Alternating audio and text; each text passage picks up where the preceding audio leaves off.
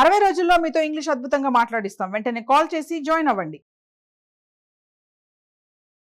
నమస్తే, welcome to Suman TV. ప్రస్తుతం మనతో పాటు స్టూడియోలో మోటివేషనల్ స్పీకర్ రాజేష్ గారు ఉన్నారు. వీరితో ఈరోజు కొన్ని విషయాల్ని మనం డిస్కస్ చేద్దాం. హలో అండి, నమస్తే. నమస్తే మేడం. రిలేషన్షిప్స్ గురించి ఈరోజు కొంచెం మాట్లాడదాం. రిలేషన్షిప్స్లో ఉంటారు and marriage suppose wife and husband ఉన్నారు అనుకోండి. అయితే ఇప్పుడు అందరూ ఇద్దరూ వర్క్ చేస్తున్నారు కాబట్టి అందరూ జాబ్స్కి వెళ్తుంటారు, మాట్లాడుతుంటారు, అందరితో కలుస్తూ మాట్లాడుతూ బాగానే ఉంటారు.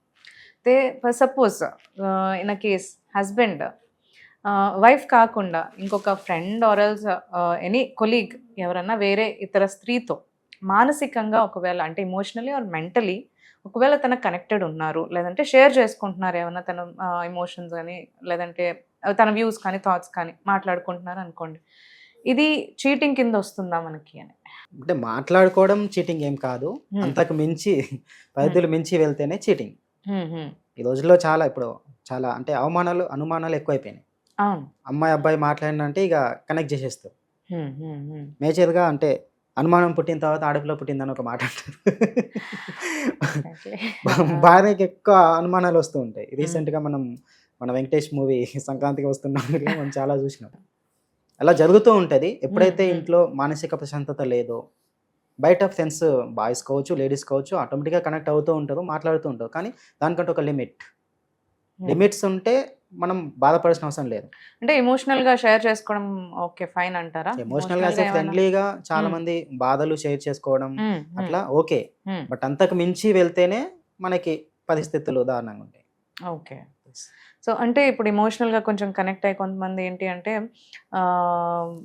ఇంట్లో అవాయిడ్ చేసేసి అంటే ఇంట్లో షేర్ చేయకుండా అదే బయట మాట్లాడుతుంటారు. ఆ సిచ్యువేషన్ ఎందుకు వస్తుంది అంటారు అసలు యాక్చువల్గా మనకి రిలేషన్షిప్స్లో కానీ మ్యారీడ్ కపుల్స్లో కానీ?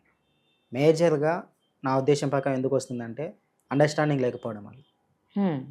బయట వాళ్ళతో అన్ని మాట్లాడుతున్నది, ఇంట్లో మాట్లాడట్లేదు అంటే మాట్లాడే స్వేచ్ఛ ఇంట్లో లేదని అర్థం. అంతే కదా.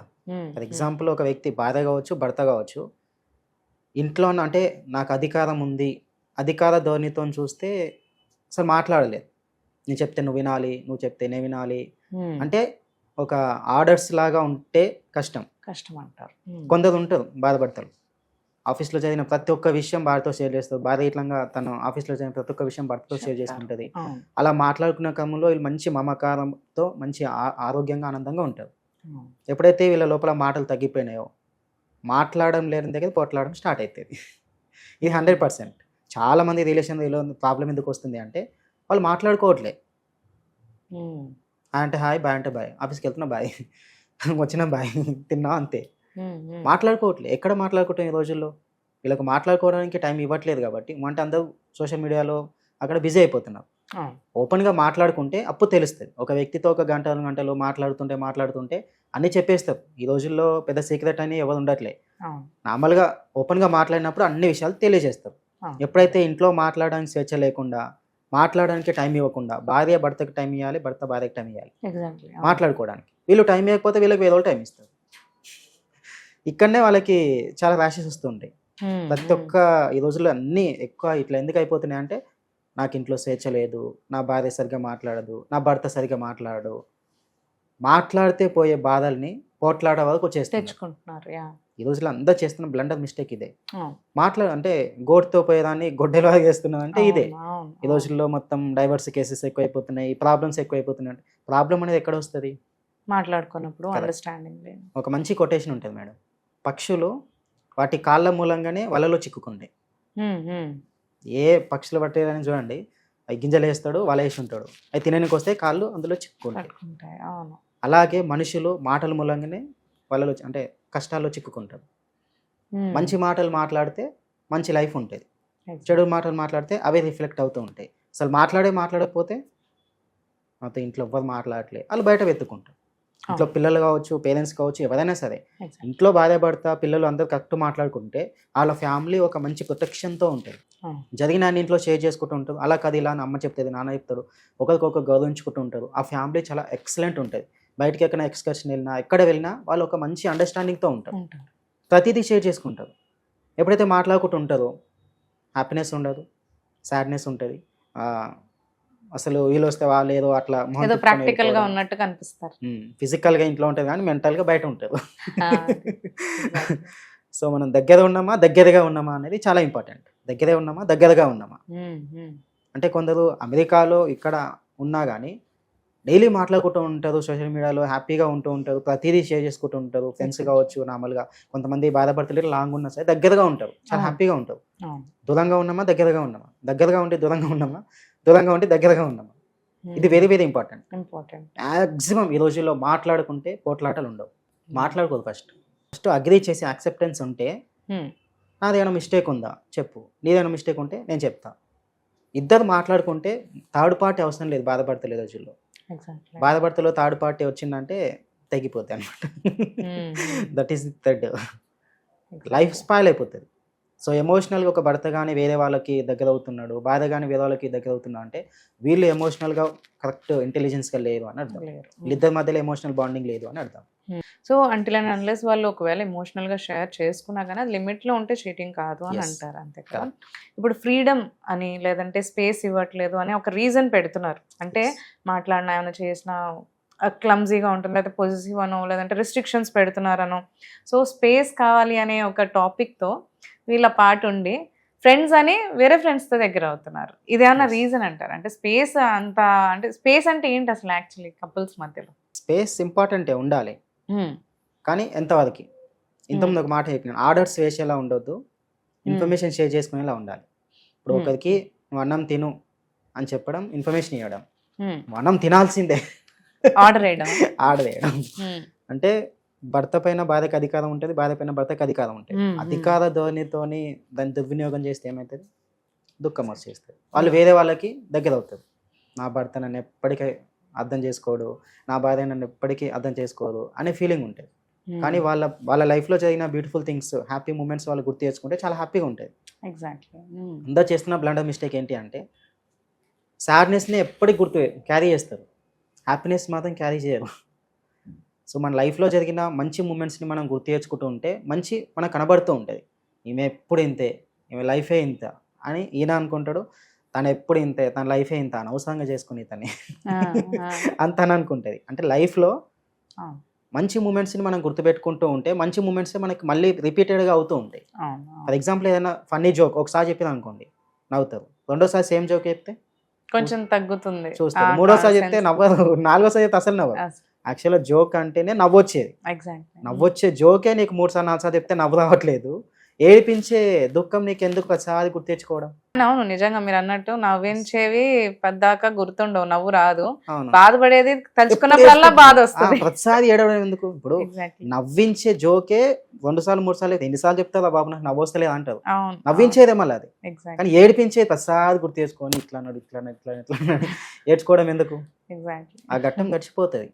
అంటే లైక్ రీసెంట్గా మనకి చలికాలం వెళ్ళిపోయి ఇప్పుడు మళ్ళీ సమ్మర్ స్టార్ట్ అవుతున్నట్టు ఇప్పుడు మనకి ఇట్లా ఫర్ ఎగ్జాంపుల్ ఏదో చిన్న చిన్న రాశెస్ వల్ల చిన్న చిన్న అపనమ్మకం వల్ల ఏదో ఒక మాట అన్నారు, ఆ ఘట్టం గడిచిపోయి వెంటనే మనం మూవ్ ఆన్ అయితే లైఫ్ చాలా బ్యూటిఫుల్గా ఉంటుంది.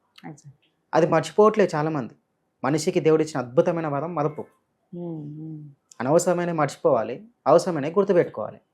ఈ రోజులో అంతా చేసిన మిస్టేక్ ఏంటి అంటే అనవసరమైన గుర్తుపెట్టుకుంటున్నారు, అవసరమైన మర్చిపోతున్నారు. మనిషికి ఆనందం అవసరం, హ్యాపీనెస్ అవసరం, రిలేషన్షిప్ అవసరం, ఒకరిపైన ఒకరికి నమ్మకం అవసరం. ఇవి గుర్తుపెట్టుకోవాలి. వీటి ప్లేస్లో వీటికి ఆపోజిట్ గుర్తుపెట్టుకుంటున్నారు. ఆవేశం, దుఃఖాలు గుర్తుపెట్టుకుంటారు, తిట్టిన మాటలు గుర్తుపెట్టుకుంటున్నారు, సాడ్నెస్ గుర్తుపెట్టుకుంటున్నారు. నన్ను ఇట్లా అన్నావు ఇట్లా అన్నావు ఇట్లా అన్నావు. ఒకవేళ సారీ చెప్పినా సాధిప్త అయిపోతుందా? ఎట్లా అయిపోతుంది? చనిపోతే అయిపోతుందా? లైఫ్ చాలా చిన్నది మేడం. పుట్టినం పెరిగినం జరుగుతుంది, ఈ లైఫ్ అనేది ముందుకు వెళ్ళిపోతూనే ఉంటుంది. ఎవరు ఎప్పుడు ఎలా చనిపోతో తెలియదు. ఉన్న రోజులు హ్యాపీగా ఉన్న రోజులే మన రోజులు. మనం నవ్వని రోజు, కొత్త విషయం నేర్చుకునే రోజు జీవితంలో వృధా చేసినట్టే అని చెప్తాడు ఒక గ్రేట్ సైంటిస్ట్. అంటే ఒక రోజు నవ్వలేదు అంటే ఆ రోజుని మనం వృధా చేసినట్టే. ఏడుస్తూ ఎన్ని రోజులు ఉంటాం? ఏడుస్తూ ఏడుస్తూ ఓ నెల 2 నెలలు ఏడుస్తూ అయిపోతుందా? ఏడుస్తూ ఉంటాం, నా కష్టాలు పోవు. దానికి కరెక్ట్ రీజన్ వెతికి ఇలా జరిగింది, దానికి నెక్స్ట్ మూవ్ ఆన్. నాకు చాలామంది అడుగుతూ ఉంటారు, మా భర్త ఇలా అన్నాడు, ఇట్లా చేసిండు, అట్లా చేసిండు, అది ఇది అని. అది గడిచిపోయింది. ఒకసారి ఒకటి వచ్చిందంటే అది వెళ్ళిపోయింది. ఇంకా దాన్నే గుర్తు చేసుకుని దానికంటే ముందు మంచి విషయాలు ఇట్లా చేసి ఉంటాడు కదా, దానికంటే ముందు మంచి విషయాలు ఎన్నో జరిగి ఉంటాయి కదా. మంచి విషయాలు లేని అసలు మ్యారేజ్ చేసుకోరు కదా, అవును ఒకరికొకరు నచ్చే పెళ్లి చేసుకుంటారు. చేసుకుంటారు. మళ్ళీ తర్వాత చిన్న చిన్న ర్యాషెస్ వస్తున్నాయంటే అవి మార్చుకోవాలి. చాలా మెథడ్స్ ఉంటాయి మార్చుకోవడానికి. మార్చుకోవాలి అని మనస్సు కనిపిస్తే నెక్స్ట్ మంచిగా మూవ్ ఆన్ అవ్వాలి అనుకుంటే అట్లా అవుతుంది. అవుతారు. భూమి లోపల ఎలాంటి సీడ్ పెడితే అలాంటి చెట్టే వస్తుంది. Exactly. అందరు చేసిన మిస్టేక్ ఏంటి అంటే పెట్టేదేమో మామిడి చెట్టు, ఆశించేదేమో జామకాయలు. ఓకే. నాకు జామకాయలు కావాలి, ఎప్పుడు కావాలి అంటే కష్టం, కష్టం. చాలా కష్టం. అంటే మామిడి చెట్టు గింజలు పెట్టేసి నాకు జామకాయలు కావాలంటే ఎంత మిస్టేక్ అది. Yes. అంటే నువ్వు మాటలు అనేసి తిట్టేసి నువ్వు మంచిగా ఉండాలంటే ఎలా ఉంటావు? మనం మంచిగా ఉన్నప్పుడు ఇలా తొలలు మంచిగా ఉండేది. అవును, అవును. So goodness start from your heart. మన హార్ట్ నుంచి మంచితనం అనేది ప్రజ్వలిస్తేనే అవతల ఇట్లా హ్యాపీగా ఉంటారు. ఉంటారు. కొందరు గమనించండి, మీరు ఆ లోపల ఎన్ని బాధలు ఉన్నా ఎలా ఉన్నా సరే హ్యాపీగా బయట ఉంటారు, నవ్వుతూ ఉంటారు. అవును, వాళ్ళ శత్రువు వచ్చినా సరే హాయ్ చెప్తారు. అవును, అవును, చెప్పాలి కూడా. అవును. ఎందుకు అంటే శత్రువే కావచ్చు, మనని విమర్శించే వాళ్ళే కావచ్చు, కనిపెడితే హాయ్ చెప్పడం అది మినిమం సంస్కారం. అది అట్లా చెప్పలేదు అనుకోండి, పొరపాటున మనం ఏమైనా అయ్యి ఏమైనా యాక్సిడెంట్ అయినా, ఏమైనా దెబ్బ తగిలినా, ఏమైనా హాస్పిటల్ పడ్డా అడేమనుకుంటాడు శత్రువు, బాగా అయింది వీడికి కనబడ్డా కానీ నాకు సెల్యూట్ కొట్టి.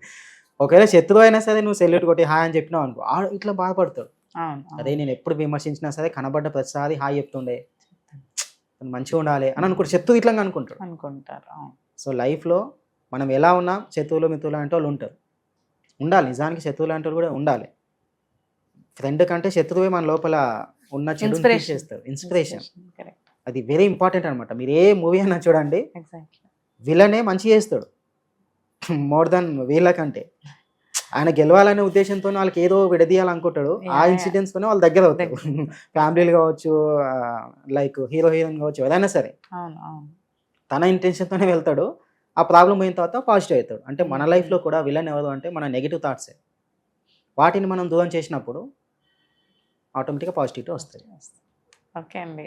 Yes madam. Thank you Thank you, so madam. Much.